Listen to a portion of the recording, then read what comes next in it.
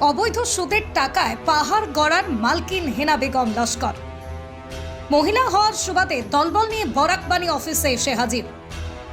কিন্তু কেন এই অবৈধ সুদের ব্যবসায়ী লেডি ডন হেনা বরাকবাণী অফিসে এসে কার্যত তার এক কীর্তিকলাপ ধামাচাপা দিতে সংবাদ মাধ্যমকে রীতিমতো ম্যানেজ করার ঘৃণ্য প্রস্তাব দিয়ে বসেন?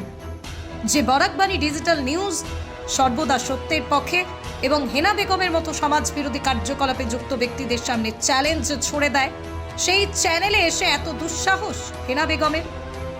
যখন এই অবৈধ ব্যবসায়ী হেনা বেগম কোনোভাবেই বরাকবাণীকে ম্যানেজ করতে পারেননি, তখন তিনি রীতিমতো বরাকবাণী কর্তৃপক্ষ, সাংবাদিক ও সংবাদদাতাদের দেখে নেওয়ার হুমকি দিয়ে যান।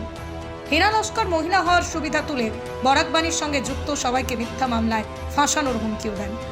এতেই প্রশ্ন উঠছে, একদিকে যখন রাজ্যের মুখ্যমন্ত্রী অবৈধ সুদখোরদের শায়েস্তা করতে আইনের আওতায় আনার ফরমান জারি করেছেন এবং রাজ্য জুড়ে চলছে পুলিশি ধরপাকড়, ঠিক সেই সময় হেনা লস্কর কার মদতেই অবৈধ সাম্রাজ্য নির্ভয়ে চালাচ্ছেন?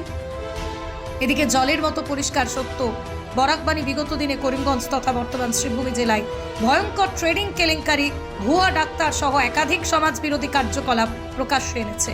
ঠিক সেই সময় হুমকিও এসেছে।